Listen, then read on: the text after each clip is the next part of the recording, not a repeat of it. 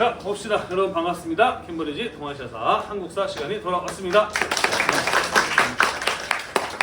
오늘은 다 있는 날인데 과연 이 중에 몇 명이 크게 살아남을지 오늘도 서바이벌 게임을 한번 시작을 해보도록 합시다. 자, 이번 시간에 우리 갑오개혁이라는 주제에 대해서 같이 한번 살펴볼 겁니다. 자, 지금까지 대략 이런 내용 배웠어요. 1870년대 강화도 조약이 체결되면서 일본의 영향력이 강해졌습니다. 그리고 1880년대 조선 정부가 개화 정책을 추진하는 과정에서 이모군란, 갑신정변 같은 사건이 일어나게 되었는데 두 사건 모두 누구에 의해서 제압이 되었나요? 청나라에 의해서 제압이 되었어요. 이후에 고종과 왕비, 명성황후의 경우에는 청나라의 지원에 힘입어서 그들의 보호 속에서 왕과 왕비의 역할을 하면서 권력을 유지할 수가 있었어요. 그죠? 자, 그러면서 점차 누가 조선을 차지할 것인가를 놓고 청일 간의 경쟁과 대립과 갈등이 고조되어 가고 있었다. 그러다가 1894년에 지난 시간에 배운 동학농민운동이 터지게 되면서 이를 계기로 청과 일본 사이에 전쟁이 벌어지게 되었고, 여기서 일본이 승리를 하게 됨에 따라 청나라를 조선 땅에서 몰아내고 일본이 독차지할 기회를 얻게 되었다라고 이야기를 하였습니다. 그러면서 조선에 대한 내정 개혁을 강요하였으니 그게 바로 조선의 두 번째 근대적 개혁 시도 갑오을미 개혁이었고요. 한반도를 독차지할 뻔하였으나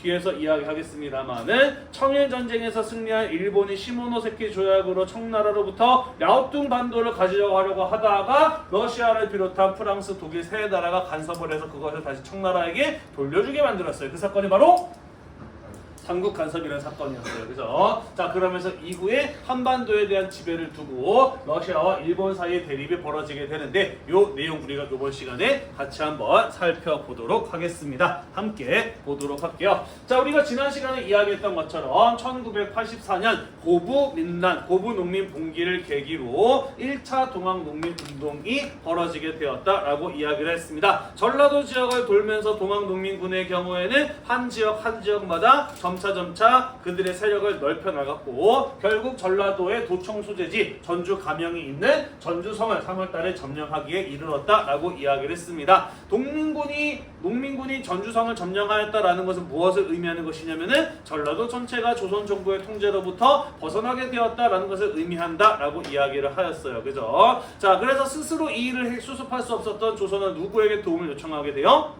청나라에게 도움을 요청하게 되고, 청나라가 이를 진압하기 위해서 군대를 보내게 되자 일본 역시 텐진 조약에 의거해서 조선에 군대를 보내게 됩니다. 그죠? 자, 그러면서 청나라, 일본 양쪽의 군대가 모두 조선에 들어오게 되면서 이러다 조선 땅에서 두 나라가 전쟁을 벌일 일이 생길지도 모르겠다라는 불안감을 갖게 되었어요. 그죠? 그래서 조선 정부는 서둘러 농민군과 협상에 나서게 되니 그게 바로 무엇이었나요? 전주 화약이라고 하는 거였어요. 그죠? 자, 그래서 이제 농민군이 해산되었기 때문에 당신들이 이 땅에 머무를 이유가 없다. 각국의 군대를 자기 나라로 돌아갈 것을 조선 정부가 요구하였으나 일본은 철수를 거부했어요. 그죠? 이번에야말로 청나라랑 싸워서 조선을 차지할 절호의 기회라고 생각을 했기 때문에 일본군의 경우에는 경복궁을 점령하고 조선에 대한 개혁을 강요하면서 1차 갑오개혁이 시작되었고, 청나라에게 전쟁을 하게 되면서 청일 전쟁이 시작되었다라고 이야기를 했었습니다. 배운 기억이 좀 나나요? 네. 자, 그 과정에서 어떤 개혁이 진행되었는지 살펴보도록 합시다. 자, 1차 갑오개혁의 경우에는요, 김홍집 내각을 우선으로 내세웠습니다. 자, 김홍집이라는 사람은 온건개혁파였어요. 김홍집을 대표하는 온건개혁파들을 내세워서 조선을 개혁함으로써 일본의 입맛에 맞는, 일본과 어느 정도 코드가 통하는 나라로 바꾸고자 하는 게 일본이 갑오개혁을 강요하였던 이유였다라고 볼 수가 있겠습니다. 또한 일본의 강요에 의해서 개혁이 이루어지는 것처럼 보이게 되면 조선 사람들의 거센 반발이 일어날 것을 우려하였기 때문에 조선에게 인기가 많은 사람을 내세웠어요. 마치 이 사람에 의해서 개혁이 이루어지는 것처럼 보이고자 하였습니다. 그 사람이 바로 누구였나요?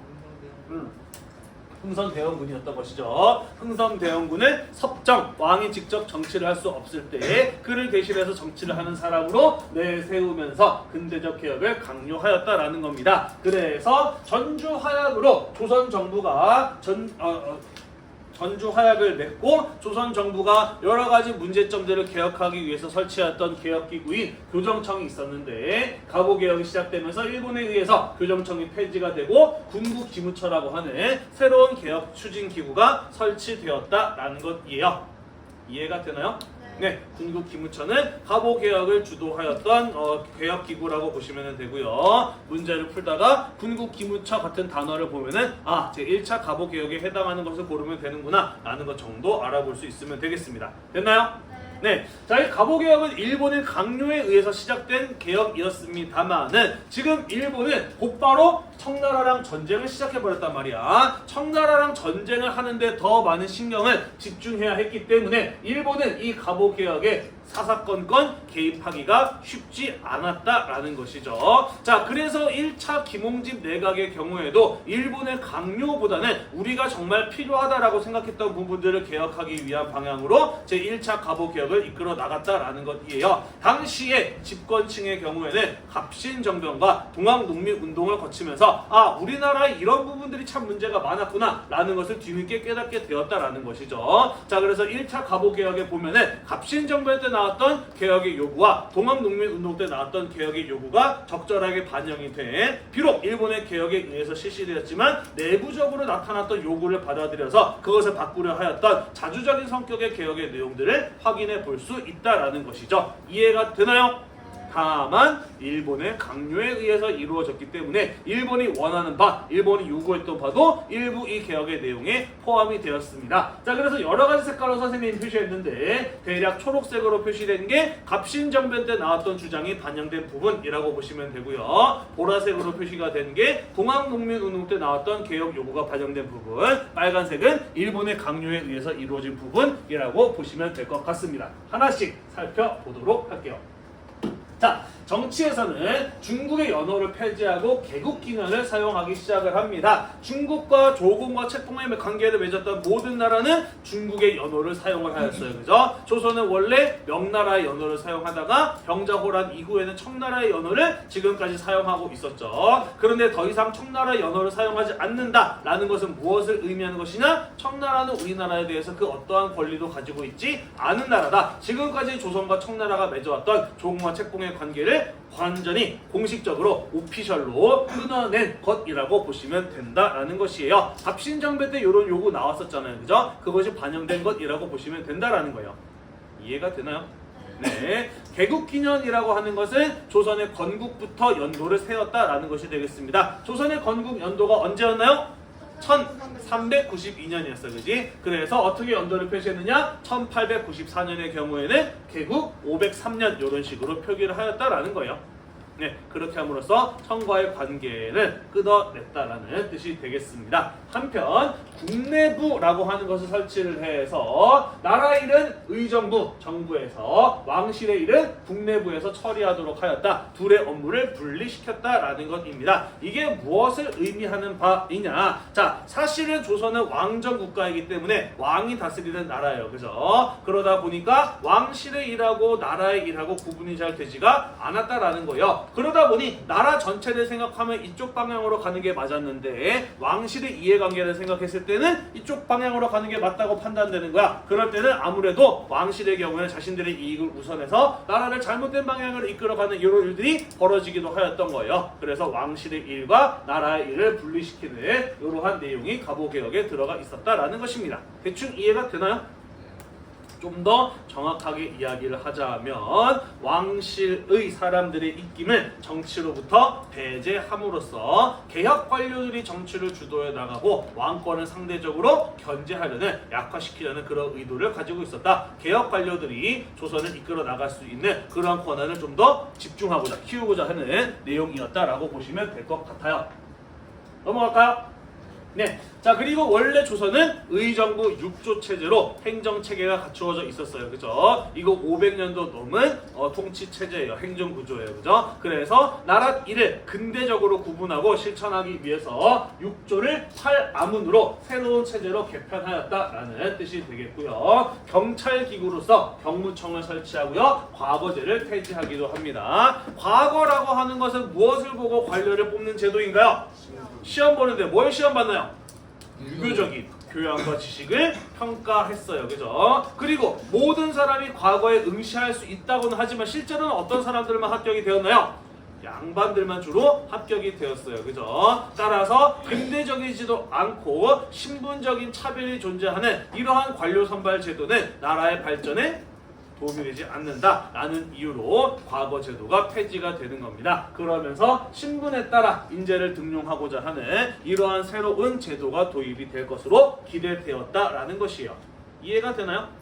네, 양반이라고 뽑아주는 거 아니고 능력에 따라서 인재를 선발하고자 하는 제도의 도입은 갑신정변 때나 중앙농민운동 때 모두 나왔던 주장이었기 때문에 정치의 과거제 폐지 이런 내용이 반영되었다라고 보시면 되겠습니다. 넘어갈까요? 네, 자 재정은 돈 관리를 탁지 아문에서 모두 관할한다라고 되어 있습니다. 자 기억이 못하겠지만 갑신정변 때는 재정을 호조에서 관할한다라고 되어 있었거든요. 의정부 6조 체제에서 원래 돈 관리를 하는 것은 이호, 예병, 형, 공 가운데 호라고 불리는 곳에서 하는 것이었다라는 것이죠. 왜 이런 주장이 나왔느냐? 원래 돈 관리는 호조에서 해야 되는데 조선의 역사가 오랫동안 진행되다 보니까 여기서도 세금 걷고 저기서도 세금 걷고 쓰는 이런 일들이 벌어졌다라는 것이죠. 돈 관리를 한 군데서 안 하고 여러 군데서 하면 어떤 일이 벌어지기가 쉬울까? 중간에서 빼먹는 사람들, 부정부패를 일삼기가 좋아지죠. 그죠? 그리고 돈 관리가 효율적으로 이루어지기가 어려워요. 그죠? 전체 예산이 얼마고 그 예산을 우리가 어떻게 굴려서 어떻게 써야겠다. 하나로 관리를 해야지 효율적으로 돈 관리가 되지. 여기저기서 나누어 쓰다 보면 그렇게 돈 관리가 쉽지 않단 말이에요. 그래서 갑신정변 때에는 호조에서만 돈 관리하자라는 주장이 나왔는데 여기는 지금 뭐라고 돼 있어요?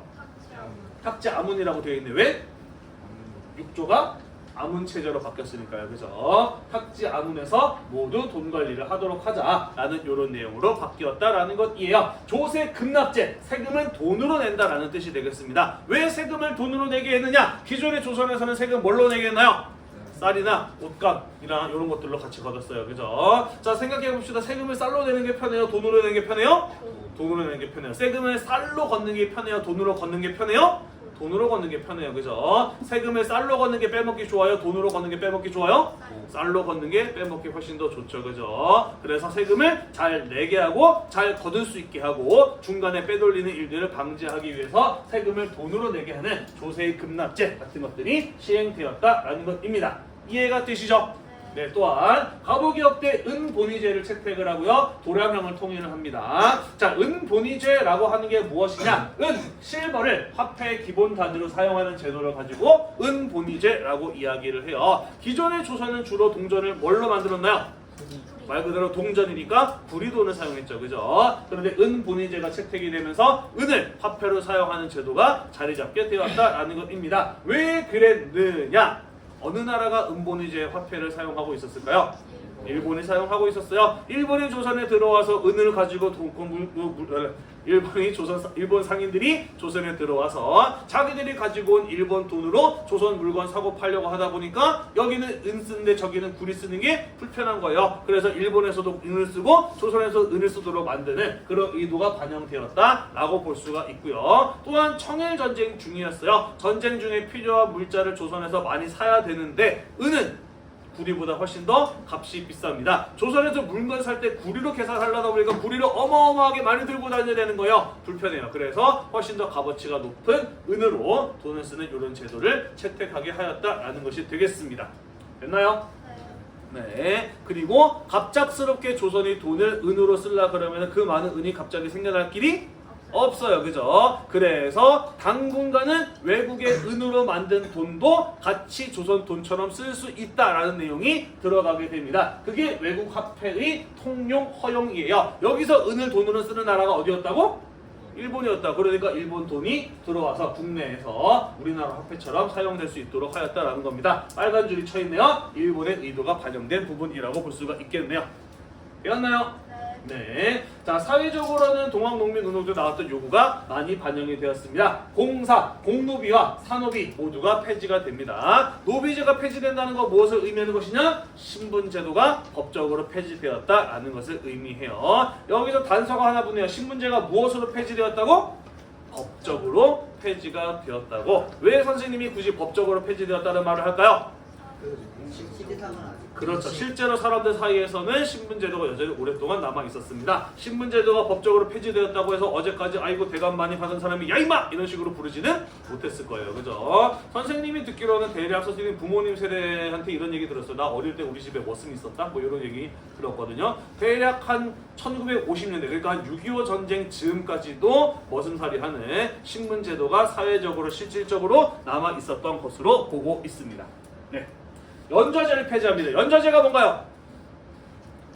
한 사람이 잘못하면 그 사람과 관련된 사람들까지도 같이 처벌하는 것을 연좌제라고 이야기를 합니다. 사극보다 보면은 삼족을 멸하라 이런 표현 들어본 적 있나요? 네, 삼족을 멸하라는 게 뭐냐면은 내가 만약에 반역을 저질렀어, 반란을 일으키다가 실패했어. 그러면은 삼족을 멸하라 내지는 구족을 멸하라 이런 명령이 내려지거든요. 삼족을 멸하라, 나의 가족, 우리 아버지의 가족, 할아버지의 가족 싹 다 죽이는 것을 삼족을 멸한다라고 이야기해요. 우리 아버지의 가족, 할아버지의 가족이 아무 잘못 안 했어도 내가 잘못했음으로 인해서 나의 모든 가족들이 함께 처벌받을 수 있는 제도, 우리는 그런 걸 가지고 뭐라고 한다?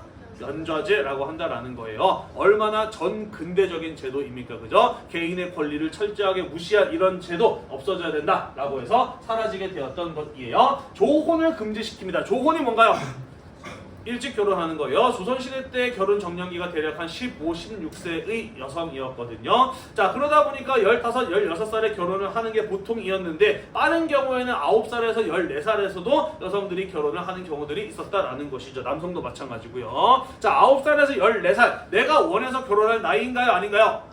아니에요. 그죠? 이것도 개인에 대한 권리의 침해죠. 그죠? 그래서 너무 일찍 결혼시키는 것을 금지하는 조혼에 대한 금지 같은 게 있었는데 잘 지켜지지는 않았다라고 해요. 그리고 과부의 재가가 허용되기도 합니다. 과부가 뭔가요? 남편 잃은 여성, 남편이 먼저 죽은 여성을 일컬어 과부라고 하죠. 조선시대 때는 유교 성리학 국가이다 보니까 남편이 죽으면 부인이 같이 따라 죽는 걸 최고로 쳤고, 만약에 자식이 있어서 감히 같이 따라 죽지 못한다고 한다면 평생을 자기의 남편에 대한 의리, 정절을 지키면서 혼자 사는 것을 당연시했고 그러지 않는 것을 금기시했던 게 조선사회의 모습이었다라는 것이죠. 그런데 여자 혼자서 자식들을 키워가면서 사는 게 얼마나 힘들었겠어, 그지? 아직 나이가 젊고 재혼할 여지가 있는 사람은 재혼을 시켜주는 것이 사회적으로도 이들의 삶에 훨씬 더 도움이 되는 거 아니겠습니까, 그죠? 그래서 동학농민운동 때 이런 것들을 허용할 것 같은 주장이 나왔던 것이고 그런 내용들이 반영이 되었다라는 겁니다. 됐나요? 네, 이런 것들이 1차 갑오개혁 때 있었던 내용들입니다. 좀 많죠, 그죠? 그래서 시험 문제 내기가 좋아요. 이 중에 아무거나 하나 띡 갖다 놓고 이거 몇 차 개혁 때 이거 앞에 무슨 있었게 이거 뒤에 무슨 있었게 문제 내기가 굉장히 좋거든요. 어려운 문제를 맞추려면은 1차 갑오개혁 때, 2차 갑오개혁 때 그리고 을미개혁 때 어떤 내용이 있었는지 꼼꼼하게 파악해 두시기를 바라겠습니다. 넘어갈까요? 네, 넘어가겠습니다. 한숨 쉬지 말고. 너한테만 어려운 거 아니야. 다들 어려워할 거야. 자, 한편 청일전쟁이 시작되자 경복궁을 점령하고 일본이 전쟁을 일으켰다는 사실을 듣게 되었던 동학농민군의 경우에는 충청도의 북접, 전라도의 남접 모두 세력을 모아서 일본군을 몰아내기 위해서 다시 한번 봉기를 일으켰으니 그게 바로 반외세봉기 2차 봉기였어요. 그죠? 하지만 일본군에게 우군치 전투에서 패하게 되었다라고 이야기를 하였습니다. 그리고 이때쯤 오게 되면은 일본은 바다에서는 풍도해전, 항해해전, 육지에서는 평양전투 등에서 승리를 거두게 되면서 이제 이 청일전쟁이 일본의 승리로 끝날 것임을 예상할 수 있는 상황이 되었다라는 것이에요. 이해가 되나요? 네. 자, 그래서 1차 때는 청나라랑 전쟁을 하느라고 직접 개입하기 어려웠는데 이제 청나라를 이길 것이 뻔히 보이다 보니까 2차 개혁이요. 좀 더 일본이 적극적으로 개입을 하는 새로운 형태의 개혁이 이루어졌다라는 것이 되겠습니다. 이해가 됐나요? 네, 그래서 자신의 의도대로 움직이지 않았던 군국기무처 폐지시킵니다. 흥선대원군 어차피 필요 없는 존재였구나라는 것을 깨닫게 되어 흥선대원군 물러나게 하고요. 그리고 김홍집 옆에다가 심일적으로 움직일 것이 예상이 되는 인물을 하나 갖다 놓습니다. 그게 바로 누구냐면은 박영효라고 하는 사람이에요. 갑신정변 때 김옥균과 함께 갑신정변을 주도하였다가 갑신정변이 실패로 끝나고 난 이후에 일본에 건너가서 오랫동안 오랫동안 일본의 보호를 받으며 살았던 사람이 바로 이 박영효라는 사람이거든요. 이 사람을 내무 대신으로 임명을 해서 김홍집, 박영효 두 명의 인물이 이끄는 열림내각이라고 하는 것을 만들게 됩니다. 박영효의 영향력이 강하다 보니 아무래도 좀 더 일본의 의도대로 개혁이 진행될 것이라고 생각을 했던 것이죠. 대충 이해가 되나요? 네, 자 그러면서 고종에게 압력을 가해서 우리가 원하는 대로 일본의 일본이 원하는 대로 조선의 개혁을 지시할 것을 압력을 넣게 됩니다. 자 그러면서 그러한 일본의 압력을 받아서 고종이 14개의 조항으로 이루어진 개혁안을 발표하니 그게 바로 홍범 14조라고 하는 것이 되겠습니다. 홍범 14조 같은 걸 보면은 무엇을 떠올리면 된다? 2차 가보개혁을 떠올리면 된다라는 것이에요. 자 여기에서 청나라의 사대 관계를 청산하겠다, 자주 독립국가로 거듭나겠다 같은 거 선포하였고요. 의정부의 이름은 내각으로 바꿉니다. 그러면서 왕의 권한보다 개혁 관료의 결정권을 강화시키는 모습을 보여요. 아무래도 고종의 경우에는 나라를 지키고자 의지를 확고하게 가진 왕이기 때문에 일본 입장에서는 고종의 힘을 약화시키고 자신의 의도대로 움직일 것으로 예상되는 관료들에게 권한을 더 많이 주어야 한반도를 자신의 식민지로 만들기가 유리할 것 아닙니까? 그죠?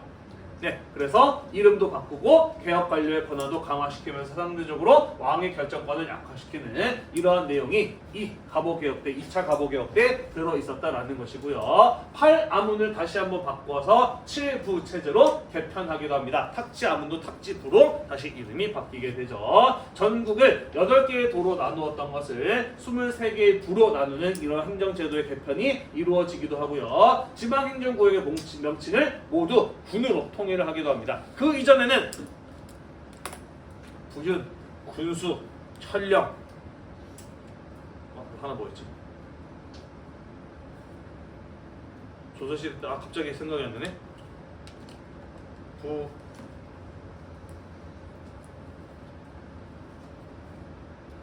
군수, 천령 사이에 뭐 하나 더 있는데?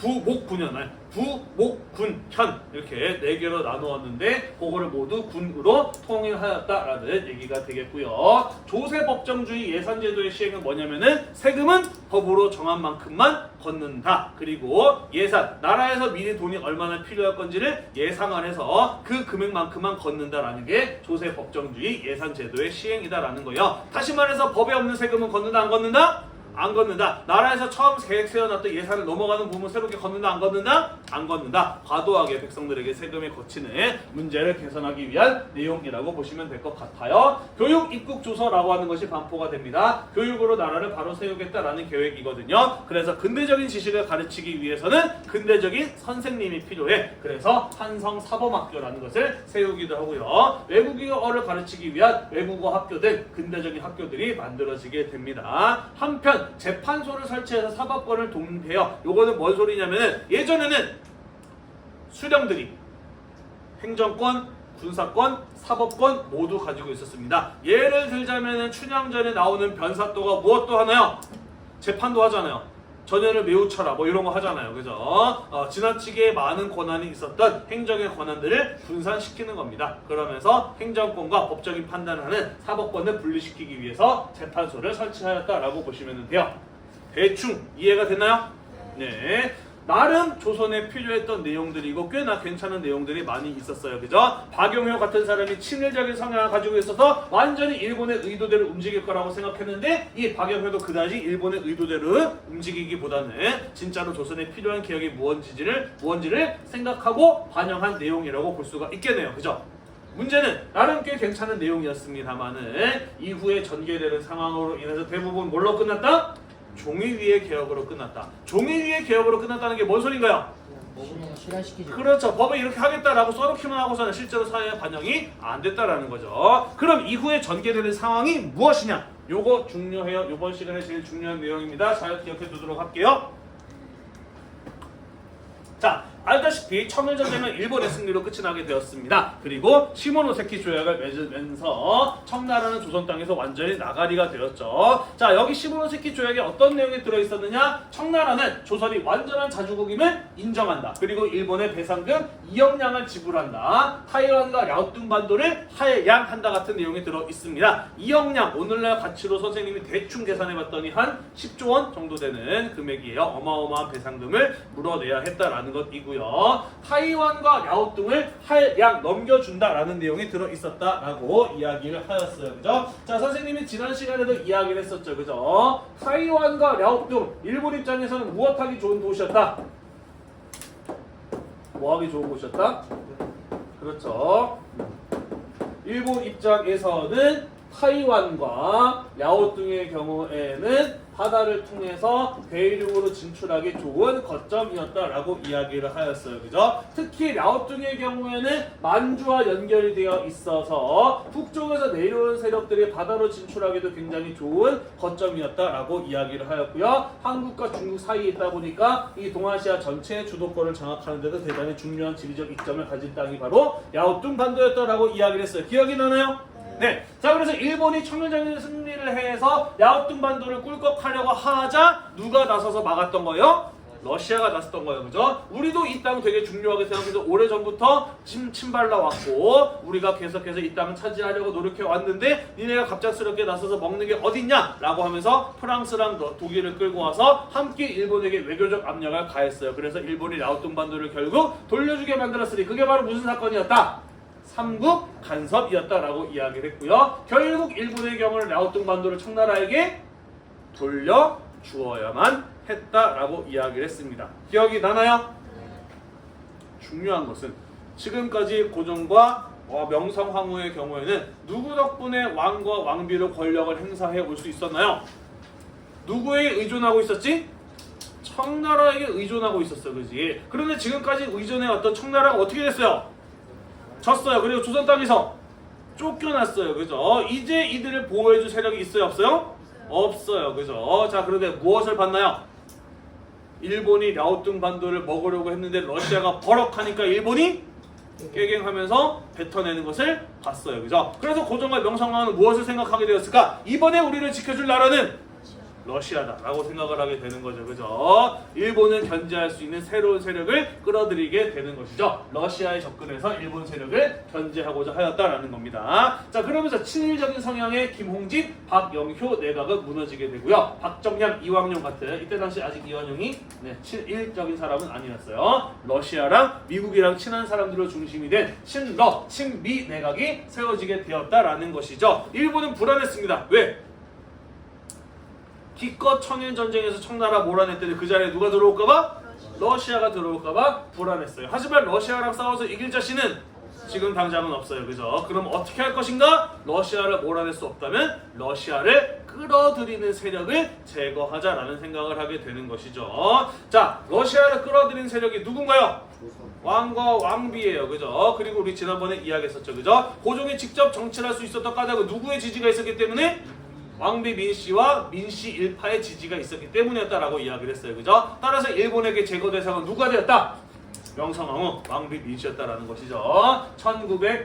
1895년 10월 을미사변이 일어나게 되죠. 일본이 보낸 자객들에 의해서 경복궁에 잠자고 있었던 왕비 민씨가 명성황후가 살해당하는 사건이 벌어지게 됩니다. 이해가 되나요?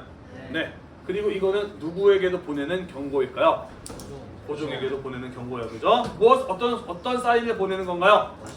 그렇죠. 너도 내 말 안 들으면 언제든지 죽을 수 있어라는 위협을 보낸 거라고 볼 수가 있는 겁니다. 그죠? 자, 그러면서 다시 김홍집, 육일준 등 친일적인 성향의 인물들로 구성된 내각이 만들어지게 되고 그들에 의해서 3차 개혁, 을미개혁이 추진되었다라는 소리가 되겠습니다. 잠깐 3차 개혁이 어떤 내용인지 보고 다시 돌아오도록 할게요. 자, 3차 개혁 때부터 태양력을 사용하기 시작합니다. 그 전까지 우리나라 조선은 어떤 달력 쓰고 있었나요? 음력 달력 사용하고 있었는데 이때부터 양력의 달력을 사용하기 시작을 하였습니다. 그러면서 양력 달력을 사용하였다라는 의미에서 건양이라고 하는 새로운 연어를 만들어서 사용을 하였어요. 그 외에도 중앙군으로 친위대, 지방군으로 진위대 같은 새로운 부대를 설치하기도 하였었고요. 단발령을 실시하기도 합니다. 단발령이 뭔가요? 단발령 머리를 그렇죠. 이렇게 서양식으로 자르는 거를 단발령이라고 하죠. 조선시대 때 사람들의 경우는 신체발부 수지부무다라고 해서 머리카락 하나조차도 부모님으로부터 물려받은 것이다 라고 생각해서 머리카락 안 자르고 평생 길렀어요. 그죠? 그래서 여자들은 머리 길게 따은 다음에 이제 틀어 올렸고 남자들도 길게 따은 다음에 상투 같은 것들을 틀어서 다녔잖아요. 그죠?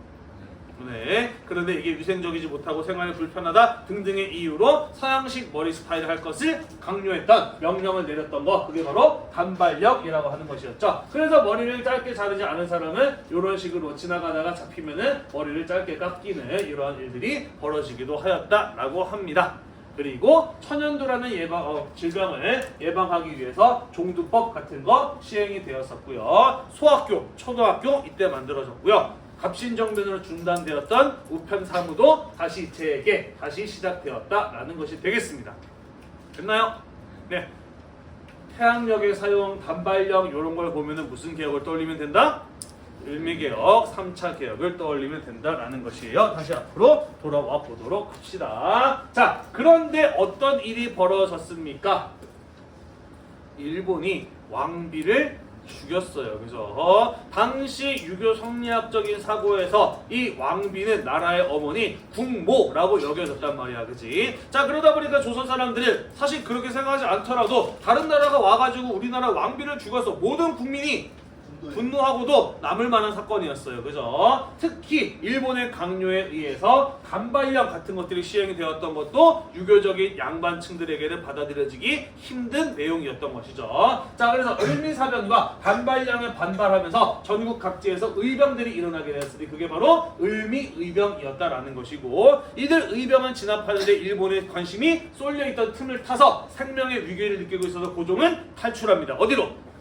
러시아 공사관으로 탈출을 해요. 급하게 수도를 옮기는 것을 파천이라고 이야기를 하거든요. 그래서 고종이 생명의 위협을 느끼다 러시아 공사관으로 피신된 사건을 무엇이라고 한다? 아관 파천이라고 한다라는 겁니다.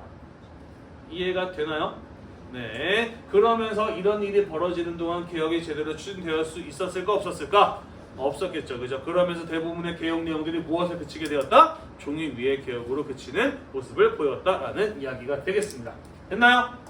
네. 여기서부터 여기까지의 과정 대단히 중요해요. 이걸 잘 알아두셔야 또 앞으로 우리가 배울 내용도 이해할 수 있기 때문에 잘 기억해 둘 수 있도록 합시다. 자, 갑오을미개혁 나름 중요한 의미를 가지고 있었습니다. 오랫동안 이어졌던 안 좋은 관습들 잘 없앴네요. 그죠? 갑신정변과 동학농민운동 때 나왔던 내부적으로 이러한 변화가 필요하다라고 하는 내용들을 받아들여서 나름 일본의 강요에 의해서 시작이 되었지만 자주적으로 근대화를 이루고자 했던 이런 모습들을 볼 수 있었다라는 것이죠. 다만 일본의 강요와 간섭에 의해서 추진되었기 때문에 우리가 꼭 원하는 내용만 들어가 있는 거 아니었어요. 그래서 은본위 화폐 제도의 시행이라든지 단발령 같은 것들의 경우에는 우리가 받아들이기 어려운 부분이었고, 특히 단발령 같은 이런 부분에 대해서 민중들의 반발 같은 것들이 일어나기도 하였다라는 것이죠. 무엇보다 당시 조선은이 가지고 있었던 가장 심각한 문제는 무엇이었느냐? 토지제도에 대한 개혁이 필요한 것이었고, 외세의 침략을 막아내기 위한 국방력의 강화, 외세의 경제적 침탈로부터 나라를 지키기 위한 경제력의 강화 같은 것들이었는데 이런 부분에는 제대로 손대지 못했다라는 거예요. 왜?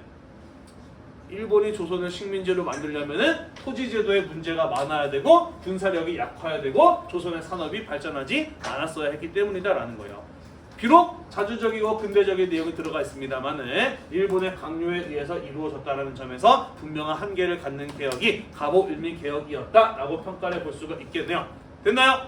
네. 자, 그럼 우리가 이번 시간에 배운 내용 한국사 배움책 1탄을 채워가면서 같이 한번 정리를 해보도록 하겠습니다. 64쪽이네요. 내가 이거 10반에서 빈칸을 안 채워줬구나. 자, 1차 갑오개혁의 개혁을 주도하였던 관청의 이름 무엇이었나요?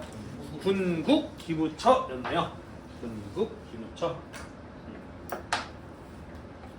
군국 기무처. 자, 그 다음에 의정부와 왕실의 일을 분리하기 위해서 무엇을 만들었나요? 국내부라고 하는 걸 만들어서 왕실과 정부의 일을 분리하였네요. 자, 2차 갑오개혁 때 일본의 강요에 의해서 14개의 조항으로 이루어진 개혁안을 고종이 반포하였습니다. 홍범 14조라고 하는 것이었네요. 홍범.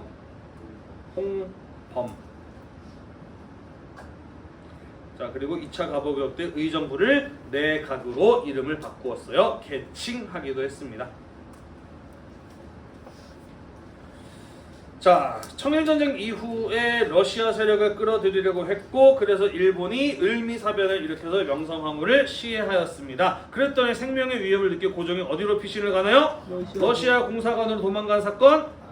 아관파천이라고 이야기를 했어요. 그죠?